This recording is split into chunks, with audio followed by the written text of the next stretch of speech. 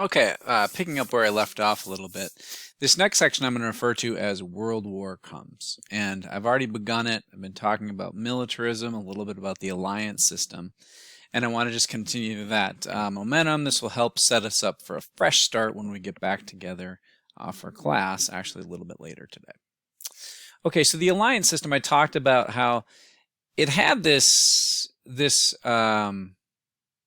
was a fairly natural response to balance of power concerns that powers across the European continent were feeling at this time. They wanted to be able to continue to grow through their industrial power, through their economic and trade relationships.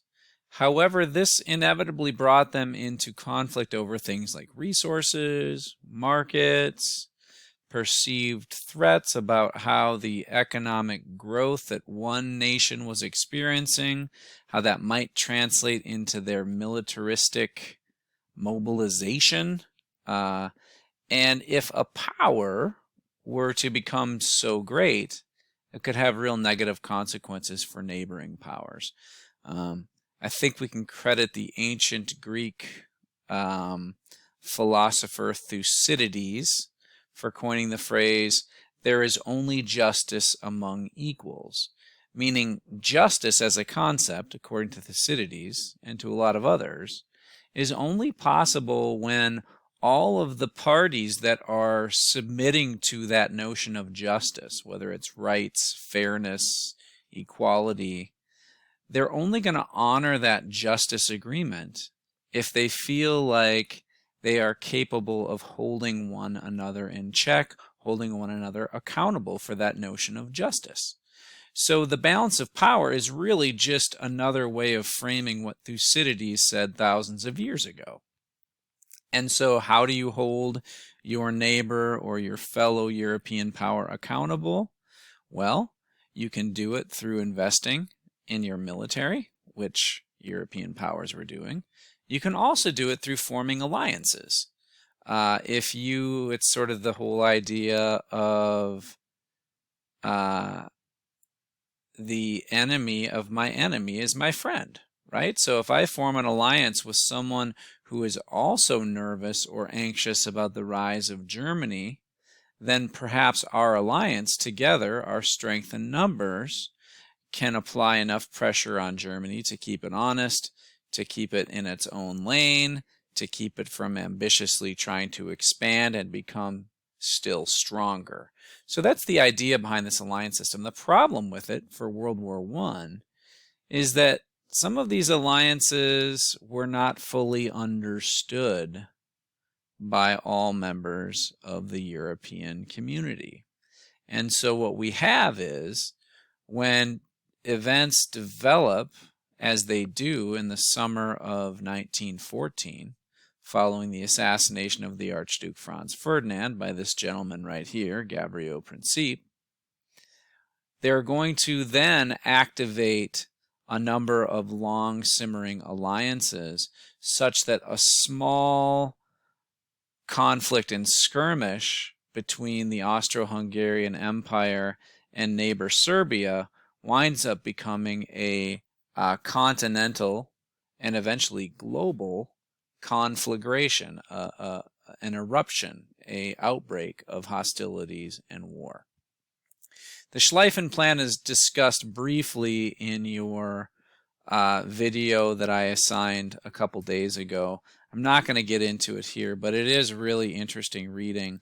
And if you want to know specifically how Germany's military maneuvers in the early months of World War I are not quite successful and how they create a sense of stalemate that will become what many historians associate World War I as having accomplished, that stalemate, that sort of stuck conflict where trench warfare gives way to weeks to months to years and very little changes. The Schleifen Plan is a pretty useful description of that.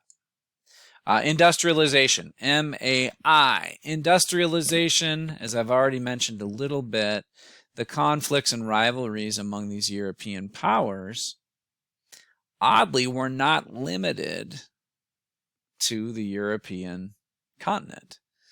Much of the rivalries and tensions and balance of power concerns that European countries felt were largely over access to resources. Mind you, this was the era of industrialization.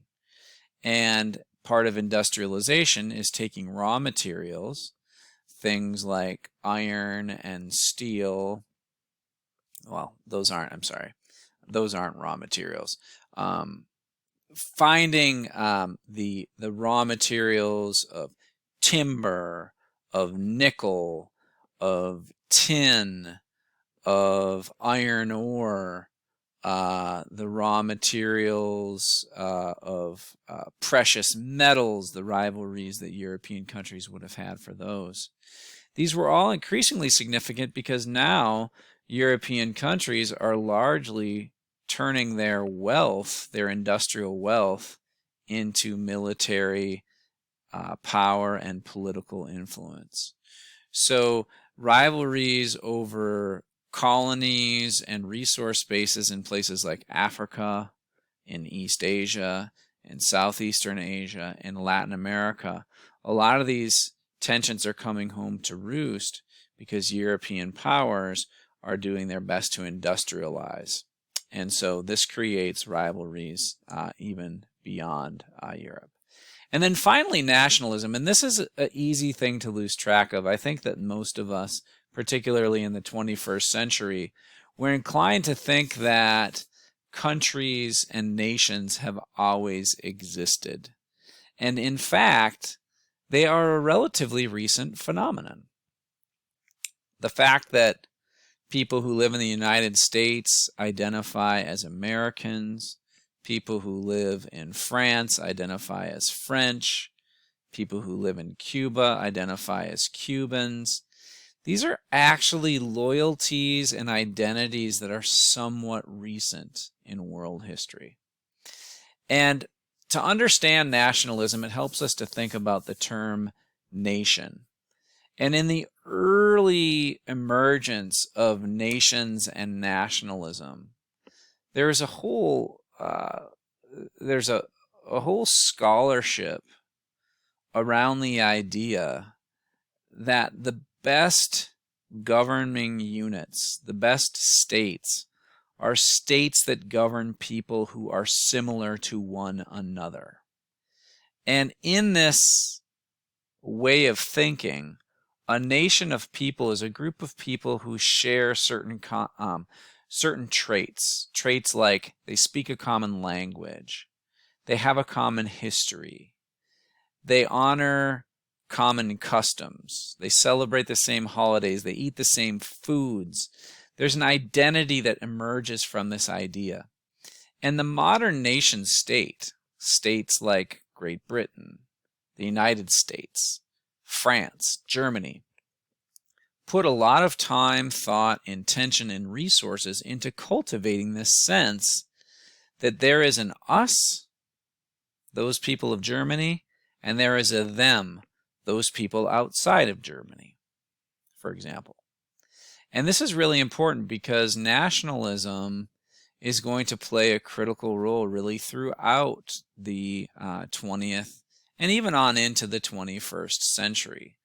But we have to understand that one of the ways in which nationalism functioned is that it allowed powerful elites in different European nations, or European countries, if you prefer, to deflect some of the internal social unrest, the differences, socioeconomic frustrations between the wealthy and the poor. One of the ways that playing to nationalism and patriotism, one of the ways that it works is it can help the wealthy elites deflect some of the frustrations that maybe the poor working class members of their society feel toward the wealthier members of society by turning the focus outside and saying, hey, aren't we all together? Let's focus on those neighbors, those pesky French, or those pesky Italians, while we in Germany can be a unified whole because we feel like we perceive the same outside threats. Okay, so this is main: militarism, alliance systems, industrialization, and nationalism. These are all key contributing factors. And when you start to think about them, the seemingly isolated event on June 26, 1914, when Gabriel Principe here assassinated the heir to the Archduke Franz Ferdinand, heir to the Austro-Hungarian Empire, and his wife Sophie as well. It was these deeper issues. We could think of, if Gabriel Principe was the spark that lit the fire, maybe these militarism, alliance, industrialization, and nationalist factors were like the kindling and the logs that allowed that spark to ignite a much larger conflagration, a much larger military global conflict. Okay? So I will stop there, and when we pick up in class, we'll start to talk about the events leading the United States into World War I. Okay, take care.